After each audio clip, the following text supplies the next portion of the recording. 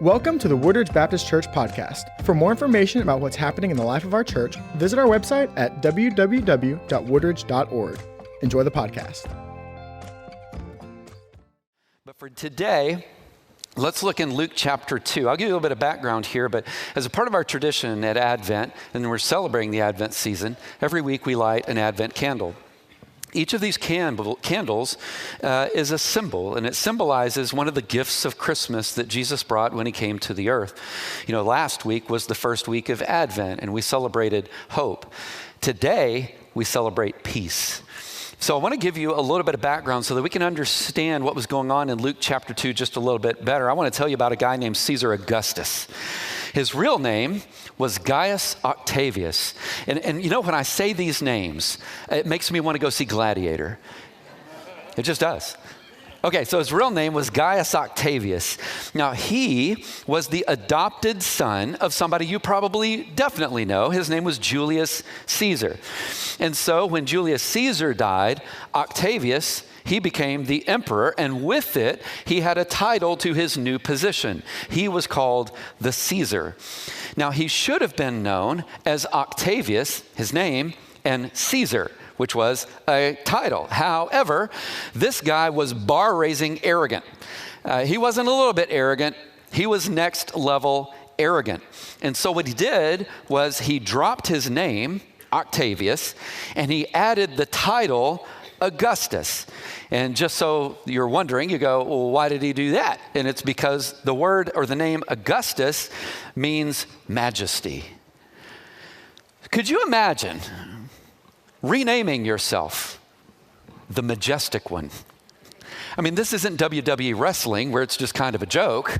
This guy did it in real life. And more importantly, it was so that you would see that he saw himself as God. As a matter of fact, the word Augustus, it carries the idea of being of the gods. That's what Caesar Augustus means. Caesar, God. Now, let's go back for just a second. Julius Caesar, because he was before him, he was murdered in 44 BC. I know you all know this, but stick with me for a second. He was murdered in 44 BC, and the Roman Empire, it erupted into a bitter civil war. As you would expect, because when there is a gap in power, you have people that come in and try to fill in the void. So what happened was they established what was called a triumvirate, tri meaning three. So there were three different areas that were basically ruling over Rome. They took grasp of the Roman Senate. Now, eventually, there were two politicians that emerged as the front runners for power in Rome. One of them is Octavian, who I just mentioned, and the other is Mark Antony. Y'all probably know his name better than Octavian. Is that fair? So you've heard of him. Now, Mark Antony had been a very loyal supporter of Julius Caesar, both in the Senate, and he also had served as a general for him in wars abroad. And he was the clear favorite to be named the successor as the Caesar. The people seemingly were kind of pulling for him. That is, until it emerged that Octavian was actually the one named in Caesar's will. Uh-oh. I mean, you just thought that there was drama nowadays. There was drama back in those days. So you've got a problem. Who's it gonna be? Is it going to be Mark Antony? He seems to be the guy that the people like. Is it going to be Octavian? Because, basically you're going against what Julius Caesar has said, and that just doesn't seem to be a great idea. And the Senate was divided on what to do. Now, soon, Mark Antony teamed up with somebody because, you know what's a good idea is if you can get somebody on your political side that's going to have a lot of sway with a lot of people, you kind of do it if you're a politician. He's a politician, so he does. So he teams up with somebody from Egypt, a queen named Cleopatra. Good move. That was a pragmatic move. He's a pretty ambitious guy. Now, the reason that this was a great move, though, is because, and I almost drew a tree for you so you could follow this, but I forgot. So I'm expecting you just to get it. Cleopatra was the mother to Julius Caesar's sole heir, a son named Caesarion. Are y'all with me? And so Mark Antony reaches out to her, who has the son of Julius Caesar, to get her to be on his side. The drama. Isn't this fun? Are y'all taking notes? Or am I doing this all for nothing? I promise I'll make this click here in just a little bit. Now, eventually, as they do, they decided to go to war. And this was basically came to a head at a thing called the Battle of Actium. It was a famous battle. Now, Octavian, this guy had the better navy. And so the navy comes in and they do a lot of damage, and he ultimately claims the victory. So what happens to Mark Antony and Cleopatra? Well, you might actually know, because this is the stuff of literature. They committed suicide together in a literally Shakespearean style kind of way. And after ordering Caesarion's death, because, you don't want the heir of Julius Caesar sticking around. So Octavian is like, all right, they're dead. He's got to die. And now I'm the guy. He is the unrivaled ruler of the Republic. Okay. Let's go home. Here's what this guy did. Here's how he referred to himself. He referred to himself as the Savior. He had referred to himself because Julius Caesar had the people referring to him as a god. He was referring to himself as the Son of God and claiming himself to be divine. And he expected you to recognize him for that. Like I said, he had a massive ego. However, historians have looked into the life of Octavian, also known as Caesar Augustus, and they found he brought in a time known as the Pax Romana, which means the peace of Rome. Here we are today, contemplating the peace that Jesus brings. So when you look at the Pax Romana, it sounds good, doesn't it? This guy brought peace. But really what he did is he brought war. And what he would do is he expanded his military, and it was absolutely massive. He got the best of the best to be his personal guards that would be around him. And that grew like by a ton. So the reason that there was the peace of Rome is because this guy was going and he was defeating other people and saying, you'll either pony up to us or we're just going to kill you. And so everybody's like, okay, we're good. That was the peace of Rome.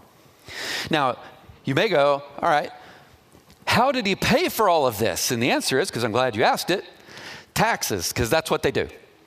And so if you were reading Luke's gospel, what you find earlier in Luke's gospel is that there had been this decree that came out from Caesar Augustus that everyone was to go back to their homeland and to be registered there. Why? So that they could pay taxes. For what? To fund this guy's stuff.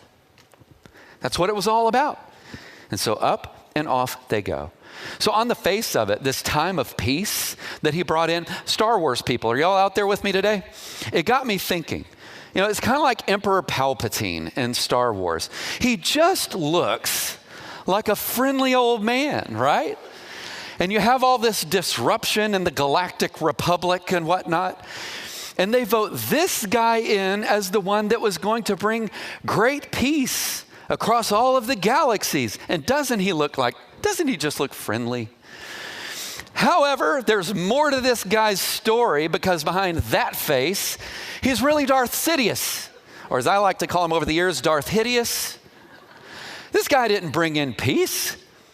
He brought in pain, right? I mean, he's a Sith Lord, for goodness sakes. That's not good. But there was a veneer to it. And that's the kind of thing that Caesar Augustus had. He had a veneer to him. And then behind it, it was, you're going to worship me. I'm the Son of God. Now, I'll give you all that so that we can understand just a little bit from Luke chapter 2, starting in verse 8. It says, and there were shepherds living out in the fields nearby and keeping watch over their flocks at night. An angel of the Lord appeared to them, and the glory of the Lord shone around them, and they were terrified. But the angel said to them, and this is one of the most common commands in all of the Bible, and specifically in the New Testament, do not be afraid. Do not be afraid. I bring you good news that will cause great joy for all the people. Today in the town of David, a Savior has been born to you. He is the Messiah, the Lord. This will be a sign to you. You will find a baby wrapped in cloths and lying in a manger. And then suddenly a great company of the heavenly host appeared with the angel, praising God and saying, "Glory to God in the highest heaven, and on earth, peace to those on whom his favor rests." But I started thinking as I was reading this very famous passage of Scripture, where's the peace in all of this? I mean, really, is it in the circumstances? Because this place is a hot mess. Joseph is having to travel 80 to 90 miles with his very pregnant wife to pay taxes. Are you kidding me? Who wants to do that? What about Mary? Think about her. It's not just that she's pregnant, she's very controversially pregnant. Everybody in this area is probably looking at her going, "You can tell me whatever you want to say, that the Lord is the one that came upon, that he overshadowed you, as the scriptures say, and that's how you became pregnant." But everybody knows how pregnancy works. Don't give us this. That's what she's walking around, to the point that a number of New Testament scholars would point this out. When the census was brought in, Joseph could have gone and registered the family. She went with him. And a number have said, well, why would she do that? She's very, very pregnant. That's a long journey. And the answer is, you want to stay where she's having to stay? Do you want to be looked at the way that people are looking at her? She was probably looking at Joseph going, "You got to go? I'm with you. Let's go. Let's get out of Dodge for a little bit." The peace wasn't in the circumstances. And probably this morning, I'm going to go out on a limb. For some of you, your peace is not in your circumstances right now. It's just not. But I'll remind you of a couple of things this morning. And this is the first. Jesus can bring you peace. He really can. And that includes peace with people. There's a guy named Will Durant and his wife Ariel Durant. They wrote a work in 1968 called The Lessons of History. And I just wanted to share a quote with you. In the last 3,421 years of recorded history, only 268 of them have seen no war. Now that was in 1968. Now I'm going to say this. We're not much better since 1968. And it reminds us of something. We might not naturally be very good at bringing peace. What do you think? We just might not naturally be very good at this. We need help. Go back to the first century in the time of Jesus and the time of his birth. The Jews were divided, male and female. They were politically divided from within themselves, and they were divided from Rome as well. I mean, we don't know anything about political divisions, but go with me here. You had people that were free and you had people that were slaves. You had social divisions that were there. All kinds of things that brought division. There are no shortage of things today that are very serious that bring divisions even among us. I'm going to give you an example. Bacon. How many of you, by your show of hands, how many of you like your bacon chewy? Can I see your hands? Don't be shy. Okay. How many of you like it crispy? Can I see it?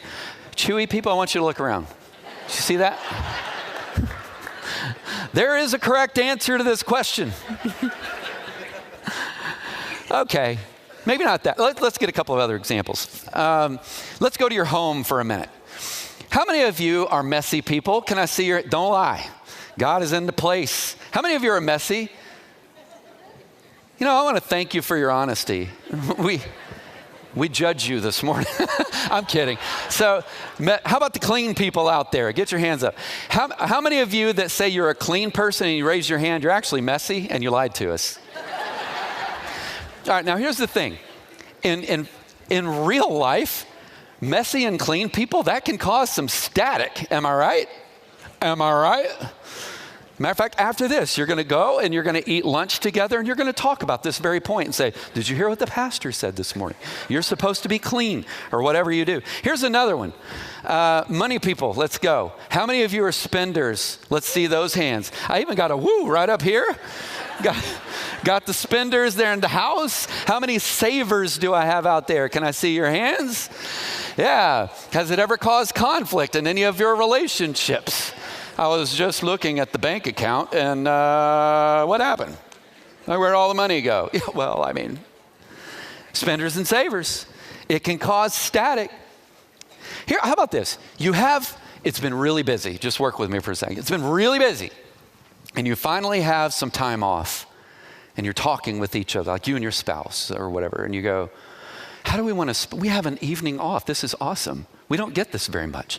How do you want to spend it? And one of them goes, I just want to be at home for once. And the other goes, no, I want to go out.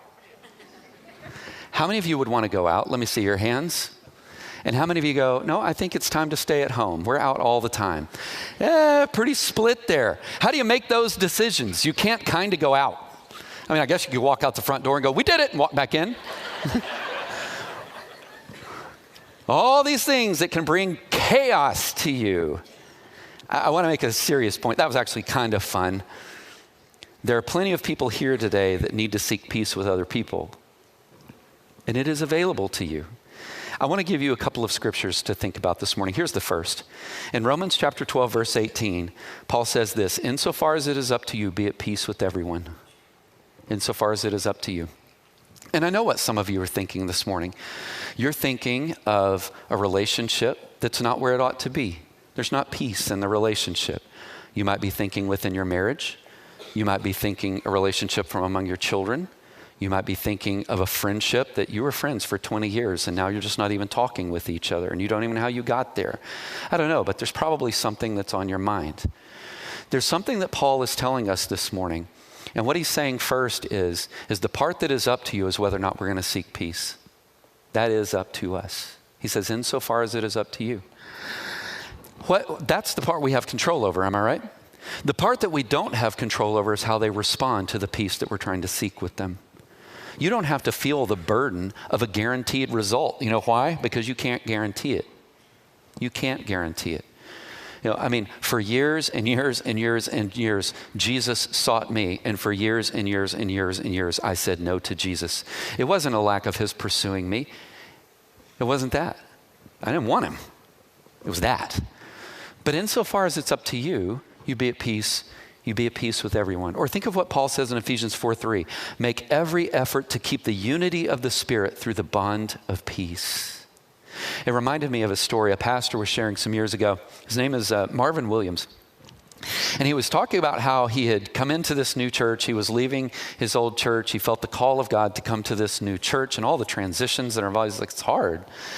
He said years down the road, it was like 4 or 5 years after he had been the pastor, he said we had done morning worship, church is over, at the end of the worship service, he said, and this gentleman comes up in the time of invitation, and he comes up to me, and he says, I need to talk with you for just a second because I need you to forgive me. And he said, well, what do I need to forgive you for? He says, well, when you came in view of a call to be our pastor, I voted against you. And he said, well, I'm pretty confident you're not the only one that actually voted against me to be the pastor of the church. And he said, no, it's not that. I voted against you because you're black. That was why. He said, here we are, we're 4 to 5 years in, and God has used you in a powerful way to change my life. But it was important to me today to come up and to say to you, I need your forgiveness today. I need that. And so there they were in front of the church, and they're hugging in front of everybody in the time of invitation. But this guy didn't say it quietly. He said the people were hearing what they were talking about. And they watched at the end of this as the two of those guys were hugging each other. And what they saw was they saw forgiveness. And as a result of forgiveness, they saw peace. How many of you need that today?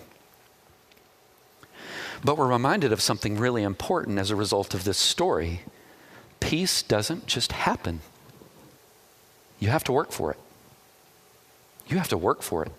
Remember what Paul said? Make every effort to keep the unity of the Spirit through the bond of peace. It doesn't just happen.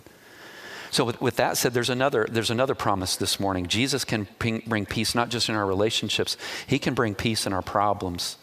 I mean, remember, Joseph still had to pay taxes, not cool. Mary still had to give birth. That's tough. They couldn't find a place to rest. That's not pleasant. Their problems did not disappear, but peace did appear to them. Peace did appear to them. And the promise that you can have this morning, most importantly, is that you can have peace with God. You can have peace with God. This word for peace in the Old Testament is shalom. The word in the New Testament is irene. The word means it can be whole again. it can be complete again. It's not broken anymore. It's put back together. That's what peace is. It's not an absence of conflicts. It doesn't mean your circumstances are going to be perfect.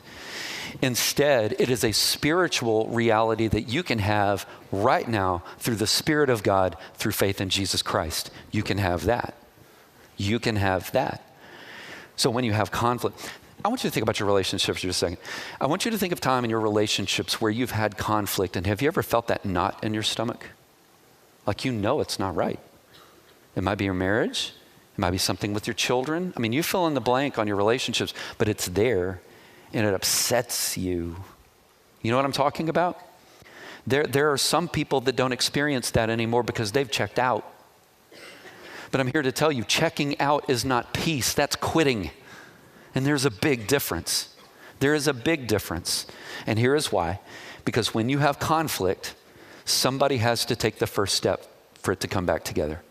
Somebody has got to take the first step. And that's usually the thing that nobody wants to do. So you're sitting there like this. You know, I've got this relationship that's struggling. And what they did was wrong. And you might be right, by the way. What they did was wrong. And I'm going to wait for them to make it right. What you've said when you've done that is, I will not take the first step for there to be peace and reconciliation. I'm not going to do it. But there's something that we learn from Jesus, because when he was born, what we celebrate this Advent season, it was him taking the first step to us. And I can tell you this morning, it wasn't because he did something wrong that he was coming to me saying, hey, I hope that you can forgive me. It's because I did everything wrong and I needed his forgiveness. But he took the first step. So we have this option that we can learn from the example of Jesus and say, I'm going to do my part to make this right. And you may, as a result, have this moment where like the father of the prodigal son, you've done what you can do, and now you wait for the son to return, but you can sit here and know you did it God's way. You can control whether or not you're going to seek peace, but you cannot control how they're going to respond to you seeking peace. And maybe what you need to do is commit somebody to the Lord into a season of prayer, that the Holy Spirit would do something in their heart that you can't do, but God can. And so I'm giving this as a challenge to, let me speak just to those of you that are followers of Jesus this morning, something that I want you to remember. The devil will try to steal your peace. He will try to steal it, but you've got to fight back. You have got to fight back. In Ephesians chapter 6, verse 14 and 15, think of what Paul says. He says, stand firm then, with your feet fitted with the readiness that comes from the gospel of peace. Stand firm. Let me ask you a question. How many of you enjoy stepping on a Lego with a bare foot? I mean, I don't know about you. I have found this over the years. Every time I've done that, the Lego has won. Every single time. And if you want something that will wake you up better than a pot of coffee in the morning, then do I have a recommendation for you? Go step on a Lego with a bare foot. It is going to do it, because it is going to send fire signals to your brain. You will be awake. You will also be in pain. Here's why I give the example, because Paul just talked about, putting on shoes for readiness. Did you catch that? And to make sense of this, you have to know something. Roman soldiers wore shoes that were a lot like what we would call cleats. These were not running shoes. This was not like going to the jogging section of the sporting goods store so that you could run. These were the opposite. It was so that you could plant your feet and remain steady when you were there for the fight. You could hold steady. And this is what Paul is trying to say.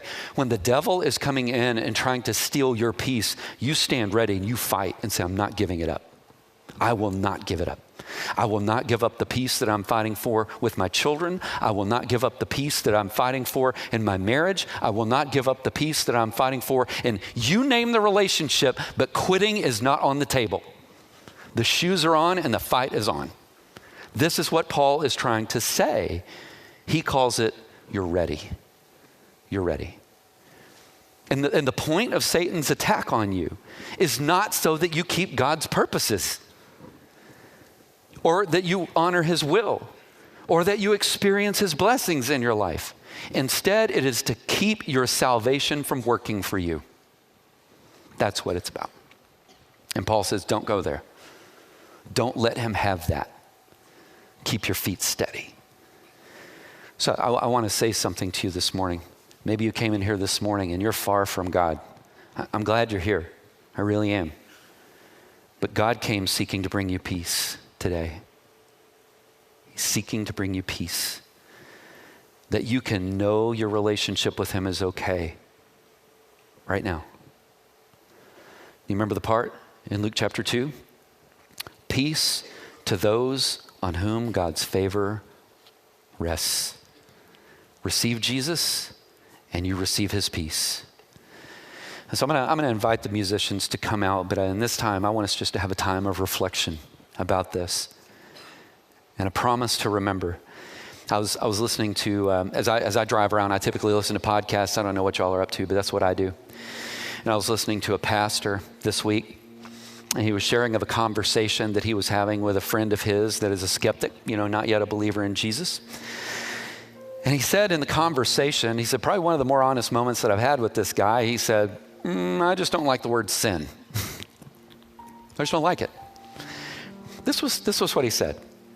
He said, so I said to him, well, if you need to change the vocabulary, change the vocabulary, but don't ignore the diagnosis. He said, imagine this. It's a trip to the doctor. You describe your symptoms, and you find out that there's a name for your disease. But the trouble with pretending that you are healthy is that you miss out on the healing. And that's what we do when we walk away from Jesus. We miss out on the forgiveness, and we miss out on the healing. Don't miss out on that today. We hope you have enjoyed the podcast. For more information about our church, visit www.woodridge.org.